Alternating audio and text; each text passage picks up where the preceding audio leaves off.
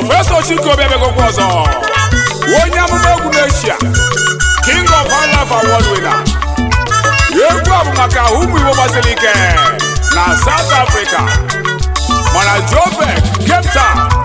Pretoria, Witbank na Durban, Mpumalanga ebe ife na-eme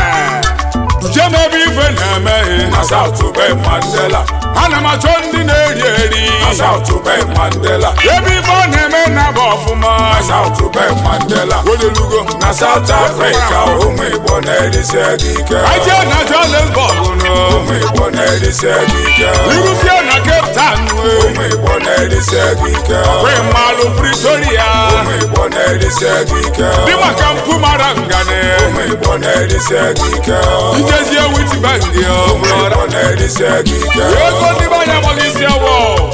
gbasịa isi awọ gbakwuo dada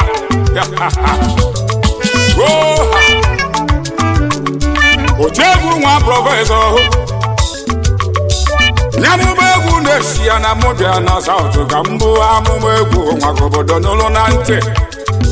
ya mma egwu na South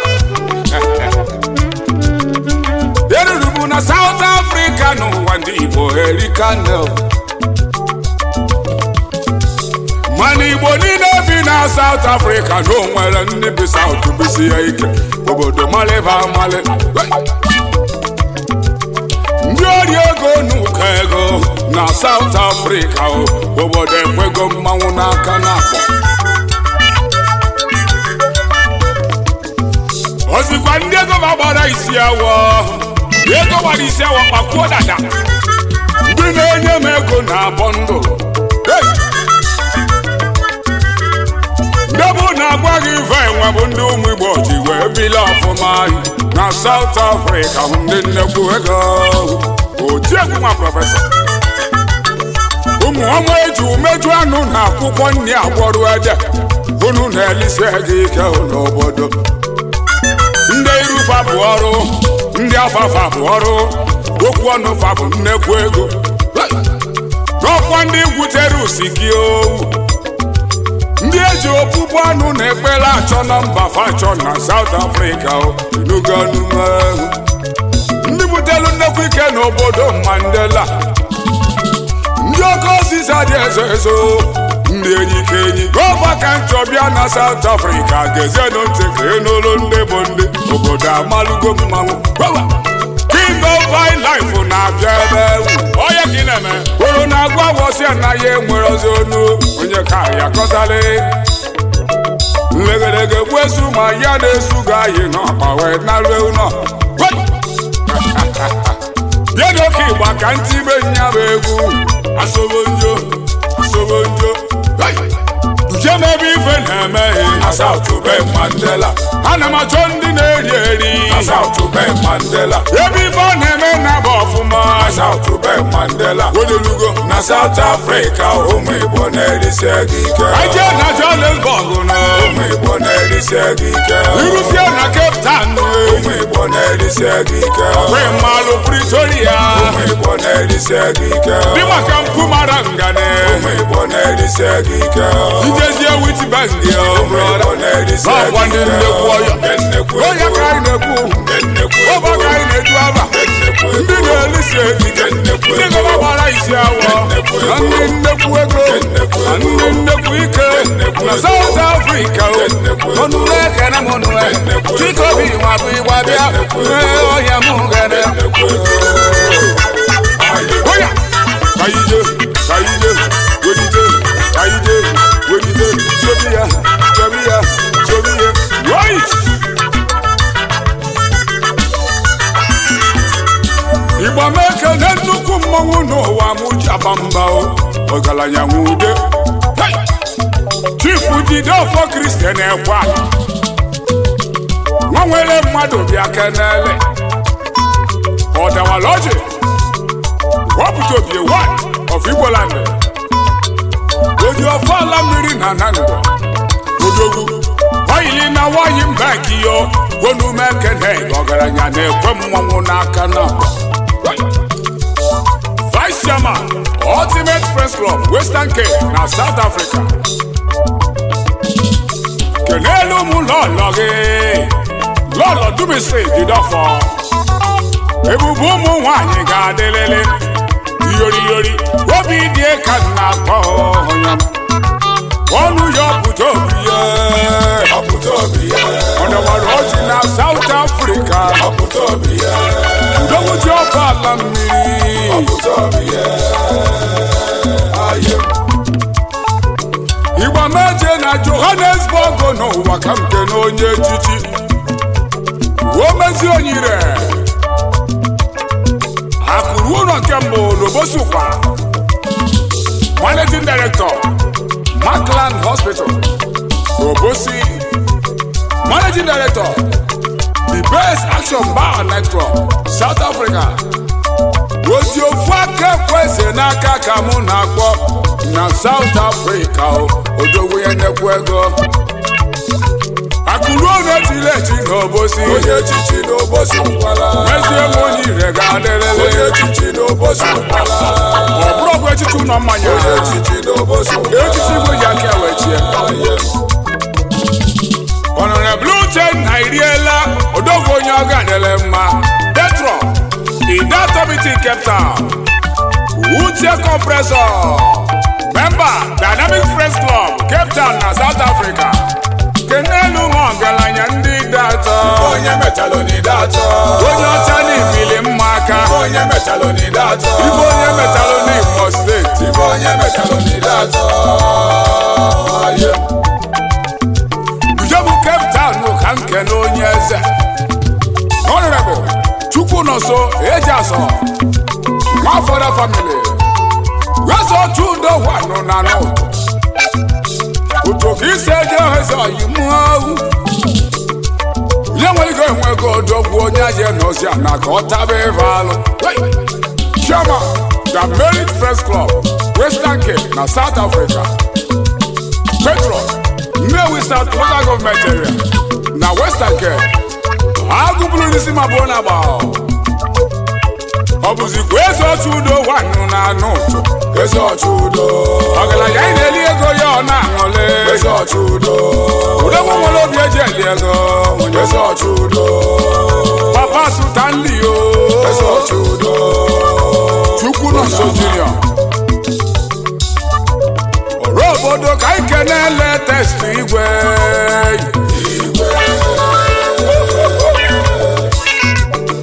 Omekago one na Mpumalanga, South Africa.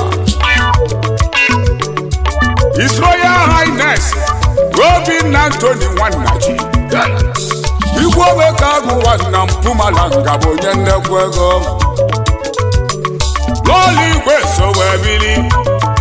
Omobidia Pinky Primrose Nwanachi Excellent Lady Adachalacha ka na-ekwu maka ya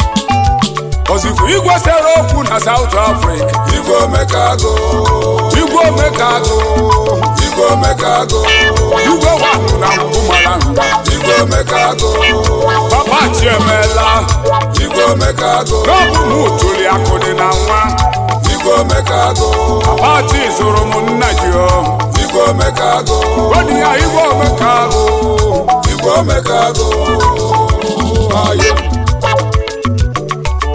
Aije Western Cape nke n'odogwu Honorable Vincent Onyemechi Nzekweyi ọzụrụ ụmụ ogbenye n'isi ụkwụ atọ onye ọma n'isobili Chairman Golden Bay Properties Nigeria Limited President General Abia State niile na South Africa niile gba gburugburu onye ndu Abia State Union Western Cape na South Africa Isofamwise weji aga mbodogwu n'isi ụkwụ atọ ise n'isobilio onye mmewu kenele bụ nwaanyị ọma iji eje onye agadere mma onye ọcha nwaanyị Lady Beatrice anaghị ọzọkwe ugodie nwayọ ma lọlị senise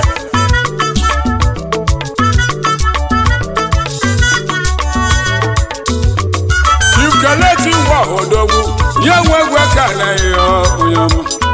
Chief Kelechi Nwaha Chief Udodi One na Amụ Igbo odogwu na Joburg South Africa kenele m lọlọ yi Chika Iwuoha Ada Jesus onye nwegwu si na ọ ga-adịlụ mma ndị ọma dị mma Honorable Isuchukwu Okoyeke nwata kwọcha nke izizi n'ọbụ ọrụ n'ikpe Eriakụ na South Africa Mayor the Merit Friends Club na South Africa also the Premier Diamond Friends Club na South Africa nwoke mmadụ nwoke mmụọ mbụ Igbo ọkụ na fugonu oyimo odogwu nwere ebe ozugbo baka na-agba n'udu mmiri ọrụ n'Igbo Eriakụ Mayor na the Merit nwata kwọcha aka nwanne ime ka mmashin ịkwachara aka gị ọfụma odogwu ọrụ n'Igbo Eriakụ Olimo odogwu nwa na Durban odogwu afọ gị dị ụsọ oke butu na Durban eze ọbara ọrụkwu member Dynamic Friends Club na South Africa odogwu na ego gị gbara afọ ọnụ Igba kele eze bụ n'afọ n'ọbụnike Henry Obiekwe eze bụ n'afọ nke izizi n'ọbụnike odogwu na Pretoria kireli m ọkwa aka m oji nkata na-egburu ego na South Africa odogwu abịa Honorable Abụchukwu anyị nọfụ anụ na-ebe nwe onye ilo n'ọba Vice Premier Diamond Friends Club Cape Town Chairman Chief Executive anyị nọfụ Creation na South Africa kenele nwa ya amaghị nọ Mrs. Sandra anyị nọfụ ọdịiche nwanyị ezi nwa si South Africa wee bịa ozugbo je nwere ibe ka dị na kụlụ egwu nwa anụ n'ebe nwanyị ilo shuga na nọba bụ odogwu shuga anụ nwere obi na nọba n'isogede eniwe agwụ na South Africa oji nwata eme ọkụ na nọba anụ n'ebe up and down nwoke osisi dị n'iwu na South Africa bụ odogwu Oliver Denibo CEO Pardon Trading CC na South Africa Founder Trinity Friends Club of South Africa Ogbuefi 1 n'ọhụ n'ụdị local government Enugu State Nigeria Webinu Kevin Edozo onye nnekwu ego Ujemebe ife na-emeghe na South Bay Mandela ana m achọ ndị na-eri na South Bay Mandela ebe ife ọ na-eme na bụ ọfụma na South Bay Mandela Odelugo na South Africa ụmụ Igbo na-erisi ego ike aje na Johannesburg ụmụ Igbo na-erisi ego ike irusie na Cape Town ụmụ Igbo na-erisi ego ike wee mmalụ Pretoria ụmụ Igbo na-erisi ego ike oniye aije woi yewoke Igbo aka nke n'odogwu akwụnara tugo Honorable Prince Chukwujekwu Chigozie eze ọnwụka ezi nwa Batolomi na Grace mụchara amụcha ọkọ na-awụ ezi m ụzọ ezi na-efite Nnewi South ka isi eje odogwu okwulọra onyama akwụnara tugo ezi na-efite Nnewi South ọkụ eje mba bụ odogwu ozugbo Ebube Chukwu ụzọ na Cape Town South Africa odogwu nnekwu nwa obereze nwa fada na Cape Town ụkwụọra ndị Igbo na South Africa International MCO nwoke ka nwanyị mma onye ọcha bịara ụwa n'oji onume ekene ọgaranya CEO People's Choice Entertainment South Africa Honorable Pioneer Star United Friends Club South Africa Cape Town the founding father Nnewi South Local Government Area na Cape Town Patron Yesignificant Nnewi South na Western Cape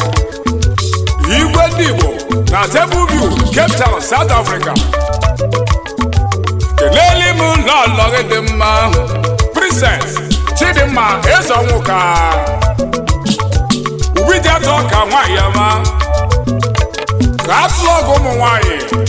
Ada si ebe na-atọ eje, mkpụrụ mma. Ozugbo odogwu nwa gị ka m na-akpọ n'egwu Hero Munachimso nwa bụ Ugonna ya odi obele eze nwa fada odogwu ebube Chukwu ndị People's Choice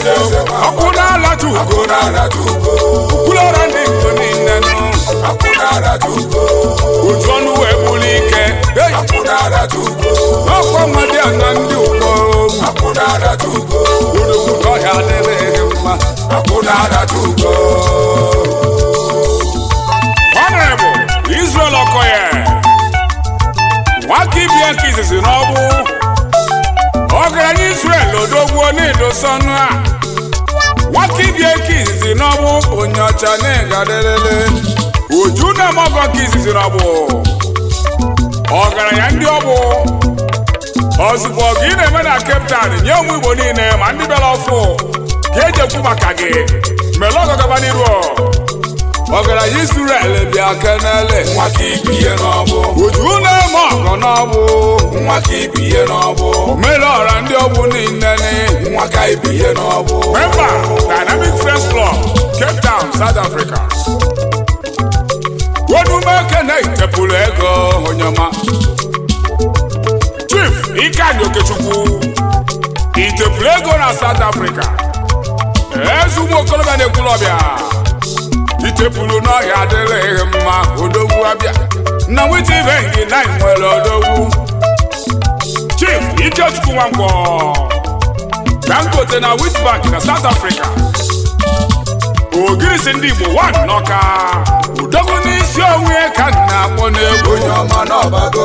anụ a na-achụ amụọ odogwu onye ọma n'ọbago ogirisi ndị Igbo n'ọbago onye ọma n'ọbago ogirisi nwebe aṅụle maka n'ọbago. Honorable Samuel Chukwujekwu Igbo ọgaranya ndị Ugwuọba ji aba mba Sinko 1 Ugwuọba akụ na-efe efe 1 Ugwuọba prọfesọ na Cape Town Papa Ifechukwu na Chidera dị onye ọcha nwayọma Managing Director Sinko Investment Deputy Emperor Star United Press Club na Cape Town Ambassador ndị Ugwuọba na South Africa niile udogwu mee ka akụ gị afem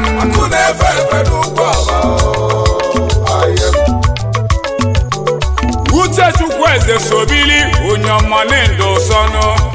The Blessed Atanda Mayor ndị Igbo niile mmiri enwilo nkitizi n'aka ọkwa nna m oso nne nna Double Vice Chairman Traders Union and the Dato Union Western Cape, South Africa. Vice Chairman the Merit Friends Club nna m oso na-ekene mi oke mmadụ ala na-ekwu asị m n'ọhịa adịghị mma odogwu Atanda Mayor anyị jenu Nnewi ije zụta odogwu aka ekpuchi ọnwa Honorable Kenneth Nwezu mara odogwu abịa aka ekpuchi ọnwa na Nnewi The Warrior Dynamic Friends Club, South Africa. Onye Chukwu mere iboma n'ụwa niile na-eti mkpu ụbọchị ịgbara akwụkwọ na Nnewi na dịka na-eme crusade mmadụ akarịa oriri akarịa obodo wee kwelu na ịbụ warrior Nnewi adịme mmanụ Polinu ụzọ Obiora Mmalukwe nwa Mmalukwe na Akweze ezi akụ abata na Akweze Papa Ejima Chairman Ultimate Friends Club Western Cape Igbo na-achọ Papa Ejima Mmalukwe Papa Ejima Mmalukwe na Akweze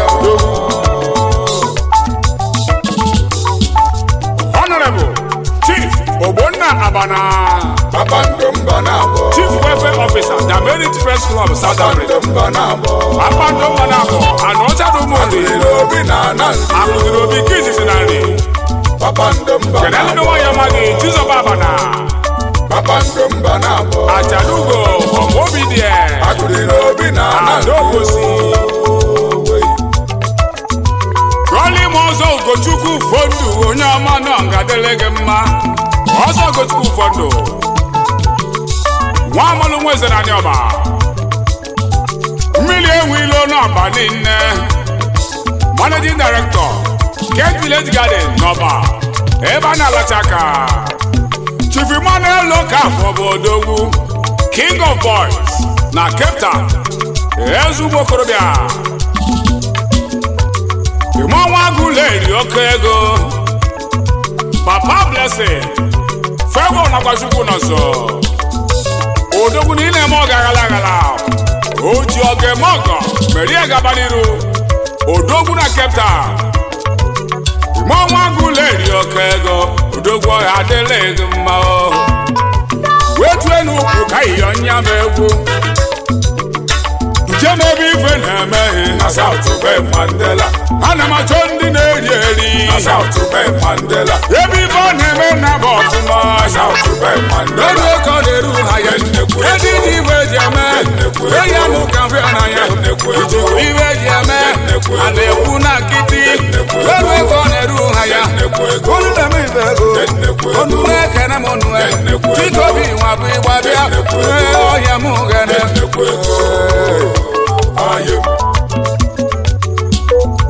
N'azị aka anyị na-abatazinụ ka ike na mmadụ dị ka Arinze Chukwu Chinetugo one n'azịa Emperor Star United Friends Club Western Cape ya na odozi aka ya Mrs. Vivian Chukwu Ugobola okwo na South Africa ka na-achụ ego Odogwu Chinetugo n'azịa ihe bụ oke ịgba ka m kene onye nnekwu ego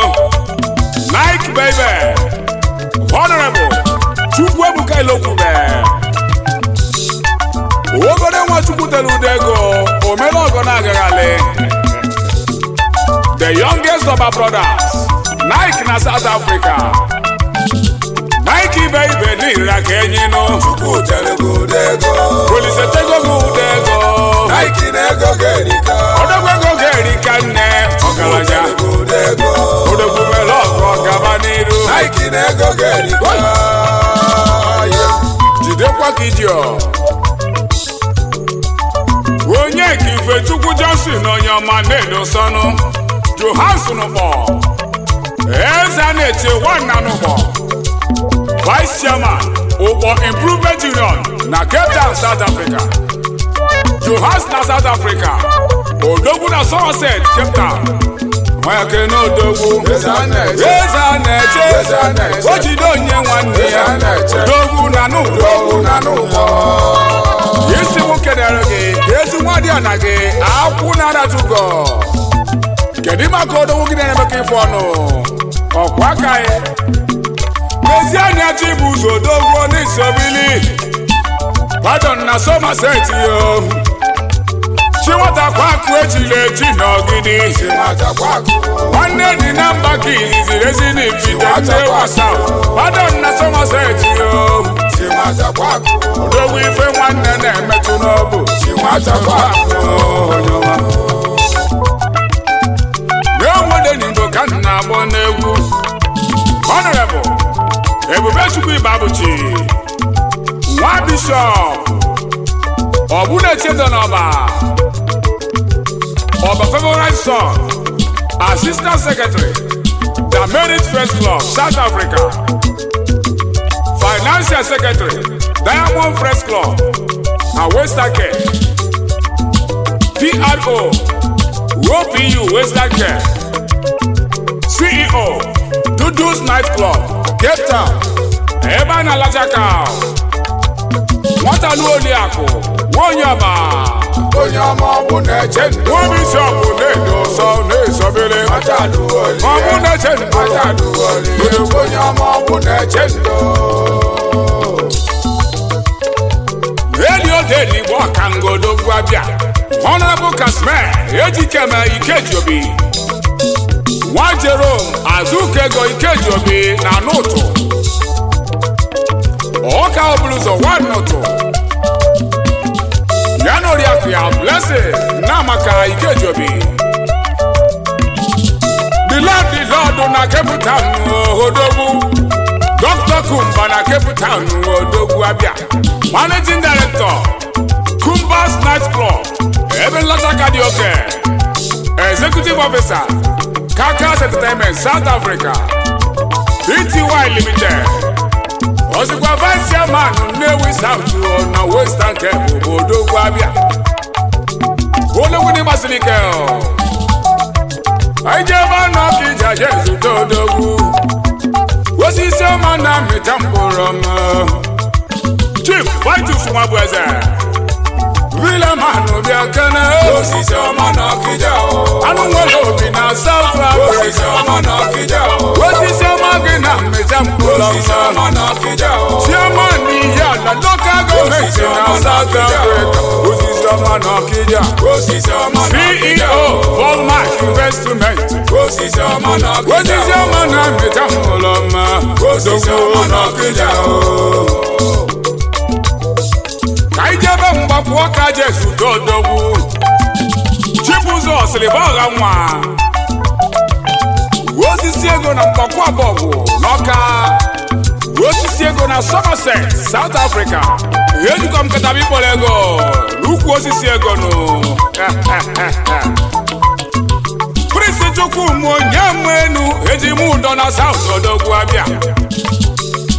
Ichie Nwati na-emelụ onye ọgadịlị mma na-ekene mi nwa ngalụ ngada agwụ elu chi ya efi na ọgadịlị gị mma Enugwu kwuru mụrụ ka iseje Odogwu na Jobe